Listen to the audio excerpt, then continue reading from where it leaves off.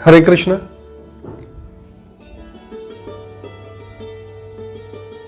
पीछे किसी मित्र ने मुझसे एक प्रश्न किया। जैसे पिछले कुछ वीडियो में मैंने जन्म को लेके, अध्यात्म को लेके कुछ बातचीत कही थी कि हमारे जन्म इस कड़ी में होते हैं, ऐसे होते हैं।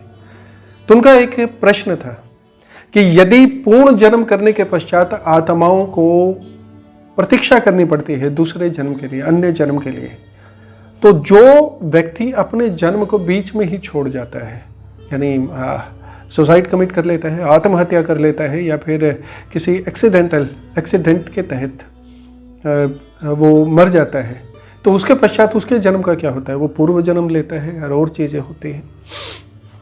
इसमें दो अवधारणाएं। प्रथम ये कि यदि निकटवर्ती किसी रिश्तेदार के गर्भ है और उसकी इच्छाएं अधूरी है और किसी कारण से दुर्घटनाग्रस्त वो हो चुका है, ये केवल दुर्घटनाग्रस्त की स्थिति है, आपात मृत्यु, उस स्थिति में ऐसी संभावनाएं हो जाती है कि उसी गुण का गर्भ, यदि उसी संस्कार का गर्भ उसे अपने निकटवर्ती रिश्तेदार में या निकटवर्ती अपने परिवार के किसी सदस्य में मिलता है, तो वो उसको उसी समय धारण कर लेता है, क्योंकि इच्छाएं दोनों ही पक्ष में होती है। गर्भ धारण करने वाले के पक्ष में भी उसकी भावनाएं होती हैं और उस आत्मा के मन में भी उसकी भावनाएं होती हैं। किंतु यदि आत्महत्या कर लेता है तो ऐसी स्थिति में क्या होता है? अध्यात्म में उस स्थिति को बड़ी भयंकर स्थिति माना गया है। कहते हैं कि जिस समय कोई व्यक्ति किसी बात से परेशान होकर या अपने जीवन के संघर्षों से परेशान होकर या किसी और मनोदशा में पड़ के आत्महत्या कर लेता है, सुसाइड कमिट कर लेता है, उस समय का भाव क्या होता है कि जब वो आत्महत्या करता है तो उसमें आत्महत्या की क्षमता और शक्ति तभी व्याप्त होती है जब उसकी आत्मा सुप्त अवस्था में हो। सुप्त अवस्था का मतलब ये है कि आत्मा में स्थिरता आ गई हो। स्थिरता आ गई है तभी तो वो मृत्यु को वर्ण करने का प्रयत्न करता है। स्थिरता आने के पश्चात क्या होता है कि उसके प्राण तो चले जाते हैं, यानी शरीर तो वो त्याग देता है, किंतु आत्मा की स्थिरता जो कि तो बनी रहती है।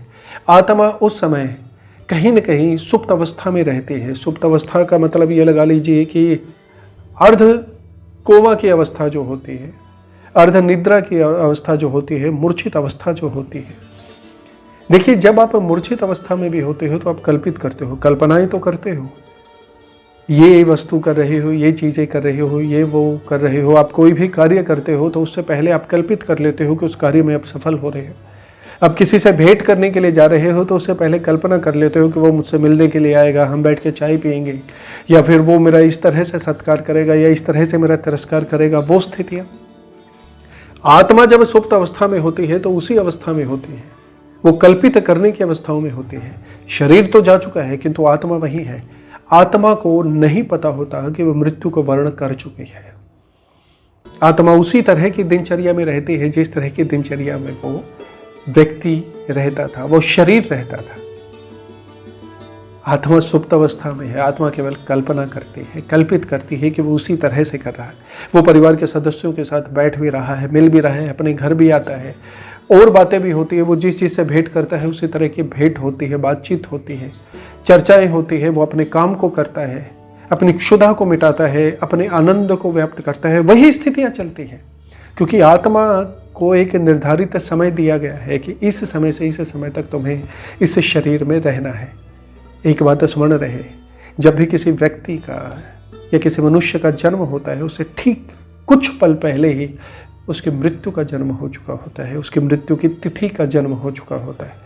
ये ग्रह नक्षत्रों की दिशाएं होती है। जिस ग्रह नक्षत्र में आपका जन्म हुआ है उसके निकटतम ग्रह नक्षत्र की स्थिति में आपकी मृत्यु संभव होगी ही होगी। तो मृत्यु ठीक कुछ पल पहले ही उस व्यक्ति से पैदा हो जाती है, इसे धरा पर आ जाती है। तो आत्मा अपनी यात्रा इस तरह से एक बात से अनभिज्ञ कि जिस शरीर में वो है उस शरीर को तो जला दिया गया है, या उस शरीर ने तो अपने जीवन का त्याग कर दिया, इससे धरा पर नहीं है, उस बात से अनभिज्ञ आत्मा अपनी अनवरत यात्रा को चलाती रहती है। सब सामान्य ही रहता है। आत्मा अपने नित्य कर्म में रहती है, ध्यान मुद्रा में, ध्यान योग मुद्रा में, या फिर अर्ध मूर्छित अवस्था में आत्मा अपने जीवन काल को संपूर्ण करती है।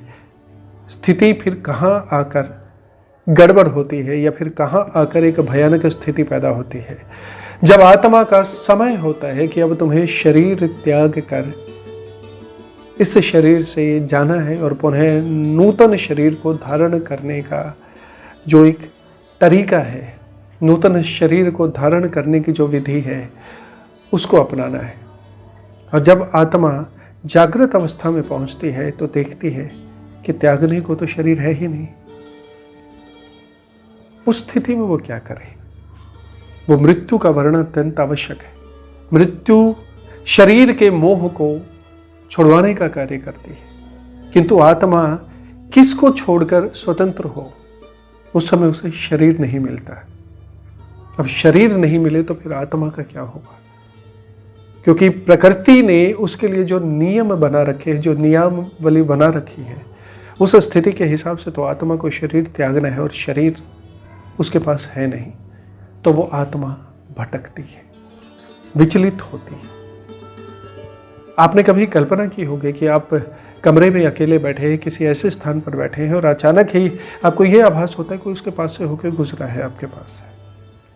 या फिर कई बार बैठे बैठे ही बिना मतलब के आप अचानक गुनगुनाना शुरू कर देते हैं, प्रसन्नता का भान करते हैं, अरे वाह। या फिर अचानक ही बिना मतलब के आप गुस्से में आ जाते हैं, चिड़चिड़े हो जाते हैं, या बिना किसी बात के, बिना किसी भाव के आप रोना शुरू कर देते हैं। या कई स्थान पर बैठे बैठे अचानक आपको बदबू आना शुरू हो जाती है, खुशबू आना शुरू हो जाती है। हम उस चीज़ को समझ नहीं पाते। वास्तव में हम कभी भी अपने संपूर्ण जीवन में किसी एक स्थान पर अकेले रहते ही नहीं। हमारे आसपास असंख्य आत्माएं होती हैं, शारीरिक रूप से नहीं किंतु आध्यात्मिक रूप से वो हमारे निकटतम विचरण करती है, घूमती रहती है। हमारे गुणों से संबंधित आत्माएं हमारे निकटतम रहती है। उसी समय में कोई आत्मा की जो मनोदशा होती है, उसी मनोदशा को हम महसूस करते हैं, चाहे वो खुशबू की बात हो, बदबू की बात हो, हंसने की बात हो, रोना की बात हो। आत्मा की जो मनोदशा है, आत्मा की जो स्थिति है, वो स्थिति हम पर हावी हो जाती है। तो जब शरीर न मिले तो आत्मा क्या करेगी? आत्मा भटकेगी। आत्मा अपनी मुक्ति के लिए भटकेगी। उसी को मुक्ति का भाव कहा गया है कि उसे शरीर चाहिए, उसे वो तरीका चाहिए जिससे वो इस जीवन से, क्योंकि जीवन तो उसका अब भी चल रहा है, आत्मा सुप्त अवस्था में है। आत्मा को जागृत करने का जो भाव है वो होता है अध्यात्म। जब आत्मा को पूर्ण जानकारी हो कि जिस शरीर में वो है, वो शरीर कर क्या रहा है। कई बार हम कहते हैं ना, तेरी तो आत्मा सोई हुई है, ऐसे घटिया काम कर रहा है। सच्चाई है, जब इतना घृणित कार्य, दुनिया का सबसे घृणित कार्य, इस सृष्टि का सबसे घृणित कार्य होता है आत्महत्या, जब वो घृणित कार्य होता है तो इसका भाव है कि आत्मा जागृत अवस्था में होती ही नहीं है। तो उसके पश्चात आत्मा क्या करती है? आत्मा भटकती है, स्वयं के लिए भटकती है। आत्मा अपनी मुक्ति के लिए भटकती है, आगे की यात्राओं के लिए भटकती है। दिन, महीने, साल, युग, सदियां जाने कितनी, और शनि शनि आत्मा की जो भावनाएं होती है, आत्मा की जो मनोदशाएं होती है, शरीर ना होते हुए भी भावनाएं तो होती ही हैं। पुष्प में से भी गंध आती ही है, उस गंध को हम बेशक महसूस न करें, तो वो भावना धीरे धीरे इतनी घृणित हो जाती है, इतनी घिनौनी आ जाती है कि उसमें से गंध आना शुरू हो जाती है, उसमें से बदबू आना शुरू हो जाती है। वो आत्माएं ऐसी होती है मनोदशाओं में जो चाहती है कि अपनी जो तड़प है, अपनी जो घृणित वेदनाएं हैं, वो किसी और के ऊपर थोपे और वो फिर सह शरीर जीवों में प्रभाव डालना शुरू कर देती है। उनके पास इतनी बड़ी क्षमताएं नहीं होती कि वो शरीर के अंदर आ जाए, जैसा भ्रामक प्रचार दिखाया जाता है, जैसे मंदिरों में भी दिखाया जाता है कि हनुमान जी आ गए किसी के अंदर, किसी के अंदर माता आ गई। अरे इतनी क्षमताएं नहीं है भाई, तुम्हारा शरीर इतना शुद्ध, इतना पवित्र और इतना महान नहीं है कि हनुमान जी के रोए का एक बाल भी सहन कर ले, और तुम कहते हो मेरे भीतर हनुमान जी आ रहे हैं, बालाजी आ रहे हैं, या मेरे भीतर माँ आ रही है। इतनी हमारे शरीर में पवित्रता नहीं है, इतना श्रेष्ठ मंदिर नहीं है कि इस शरीर में साक्षात ईश्वर अपने स्वरूप में आ जाए, अंश अवश्य है हम ईश्वर का, किंतु उस स्वरूप में आना ये तो बड़ी विचित्र बातें होती हैं।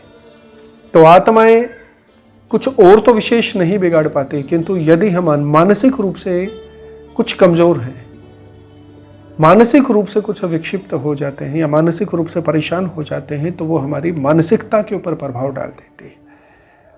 तब हमें यह महसूस होता है कि कुछ ऐसा है जो हमारे निकट घटित हो रहा है, हमारे ऑरा को, हमारे तेज को खंडित कर देती है।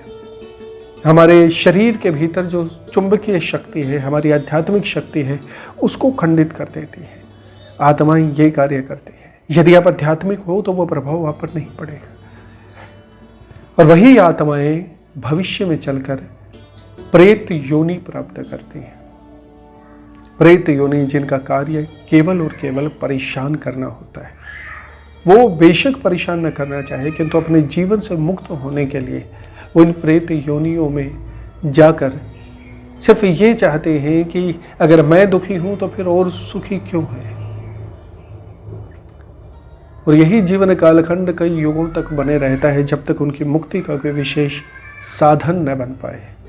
इसीलिए प्रयास करो कि अपने निकटतम कोई ऐसी घटना घटित होते देखो, कोई मानसिक रूप से परेशान है और आपको हल्का सा भी अंदेशा है कि वो ऐसा गलत मार्ग चल सकता है, आत्महत्या जैसा मार्ग चल सकता है, तो उसे समझाने का प्रयत्न करो कि जिस परेशानी से आप निजात पाने का, जिस परेशानी से आप मुक्त होने का प्रयत्न कर रहे हैं, आपके इस कदम से आप कितनी भयंकर परेशानी में पड़ोगे जो कई युगों तक, सहस्त्रों युगों तक आपका पीछा नहीं छोड़ेगी, जो आपको ऐसे मार्ग पर, ऐसे स्थान पर जाकर खड़ा कर देंगे कि जब आपके लिए कोई मार्ग शेष बचेगा ही नहीं।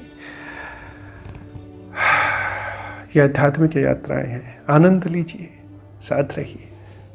हरे कृष्णा।